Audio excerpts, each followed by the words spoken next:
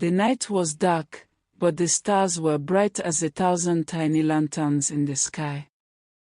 The crickets sang their songs, and the drums of the village had gone silent after the evening dance. But inside one small hut, a secret was waiting. It was a secret no one was allowed to touch. A secret that belonged not to man, but to the ancestors. And it was hidden inside a single calabash. The calabash was old, carved with sacred patterns that glowed faintly in the firelight. It was placed high on a wooden shelf, away from curious eyes. Every child in the village had heard the warning. Never touch the forbidden calabash, or the spirits will rise. But in that very hut lived a young farmer and his wife. The farmer, Obi, was kind and hardworking. His wife, Neka, was beautiful and clever. They loved each other deeply, and their home was filled with laughter. Yet one thing always troubled Neka. Every night, when Obi was asleep, she would look up at the calabash on the shelf. Why was it forbidden? What was inside? Why should something so small and simple be feared? Her heart was restless. Curiosity grew inside her like fire. One night, as the moonlight crept through the cracks in the hut, Neka sat awake, staring. Then she heard it. A whisper. "Open me."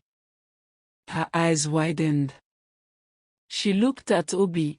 He was fast asleep, snoring softly after a long day on the farm. Again the voice came, this time louder. "Open me. Open me." Neka shook her head. "No. It is forbidden." But the voice laughed, low and deep. "Do you not want to know the truth? Do you not want to see what your husband hides from you?" Her hands trembled. Sweat rolled down her forehead. The ancestors had warned them for generations. But her curiosity was stronger than her fear. Slowly, Neka stood up. Her bare feet touched the cool earth. She stretched her hand toward the calabash. It was warm. It was alive. At that very moment, Obi stirred in his sleep and muttered, "Neka, don't." But his voice faded back into snores. With shaking hands, Neka pulled the calabash down. It was heavier than she expected. Her heart pounded in her chest. She lifted the lid. Whoosh! A wind roared through the hut though the windows were closed. The fire blew out, and darkness swallowed the room. From the calabash came shadows, thick and black like smoke. They twisted and danced, filling the hut, slipping out through the cracks, rushing into the village. And then came the voices. Hungry voices. Angry voices. Sad voices. They filled the air, wailing, screaming, laughing. The sound made Neka fall to her knees, covering her ears. The forbidden calabash had been opened. Out of the calabash stepped a tall spirit, its eyes glowing red like hot coal, its body made of dust and hunger. It pointed at Neka. "You have freed us," it said. Its voice was like thunder. "We are the spirit of famine. We will eat the land until nothing grows." Neka gasped. "No. I didn't mean to. Go back.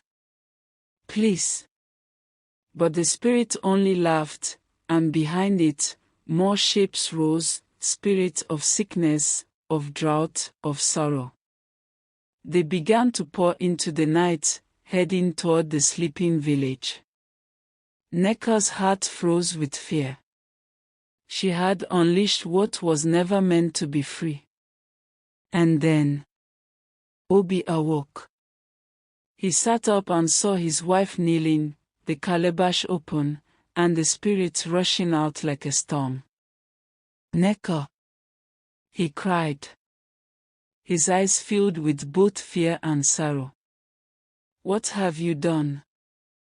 The spirits laughed as they flew across the village, whispering doom into every corner. The drums of the ancestors began to beat in the distance, warning the villagers of danger. Obi rushed to Neka, grabbing her by the shoulders. We must act quickly before they destroy everything.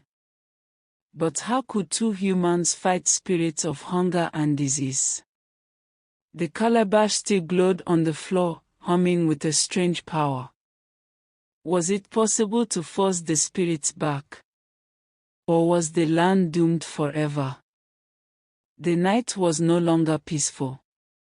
The spirits were everywhere. They moved through the village like smoke, unseen but felt. The spirit of famine touched the yam barns, and the yams shriveled into dust. The spirit of sickness touched the children, and they began to cough in their sleep. The spirit of sorrow whispered into the hearts of mothers, and they began to cry without knowing why. The village had become a place of fear. Neka fell to the ground, weeping. Obi, what have I done? I should have listened. I should have obeyed. Obi looked at her with sad eyes. He loved his wife, but now the land was in danger. There is only one way, he said. We must go to the old shrine of the ancestors. Only they can tell us how to send the spirits back. The couple ran through the dark night. The moon watched them silently as the cries of the spirits followed behind. The trees whispered as if warning them, "Hurry, hurry." Finally, they reached the shrine, a circle of stones with a tall sacred tree in the middle. Obi and Neka fell to their knees before it. "Ancestors," Obi cried, "forgive us. Forgive my wife, for she has opened what should never be opened. Show us what to do." The wind blew, and the leaves of the sacred tree rustled. A deep voice echoed from the earth itself. "You have broken the law. But you still have a chance to make it right." Neka bowed low. "Tell me what to do. I will do anything." The voice replied. "The spirits you freed cannot be destroyed, but they can be guided back into the calabash. Yet this has a price." Neka's heart raced. "What price?" "You must give up the thing you love most. Only sacrifice can heal what disobedience has broken." Obi's eyes widened. "No, Neka. Don't listen. There must be another way." But Neka knew. She knew what the ancestors meant. She looked at her husband, tears in her eyes. "I am the one who caused this," she whispered. "And I will be the one to make it right." Before Obi could stop her, Neka stood. She raised her arms toward the night sky and shouted, "Spirits of famine, sickness, and sorrow, come back to me. Come back into the calabash.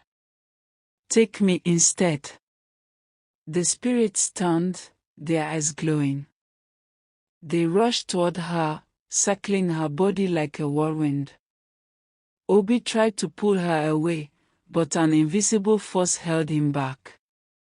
The spirits screamed and cried, fighting, twisting, but slowly, Slowly, they began to flow back into the calabash.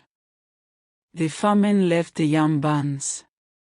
The sickness left the children. The sorrow lifted from the mothers' hearts. The village grew quiet. The stars shone brighter. The drums of the ancestors slowed and then stopped. When it was over, the calabash was sealed once more. And Necker was gone. Only her necklace lay on the ground. Obi fell to his knees, holding the necklace, his tears falling like rain. The voice of the ancestor spoke again. Curiosity without wisdom brings destruction. Obedience is life. When one heart disobeys, many hearts suffer.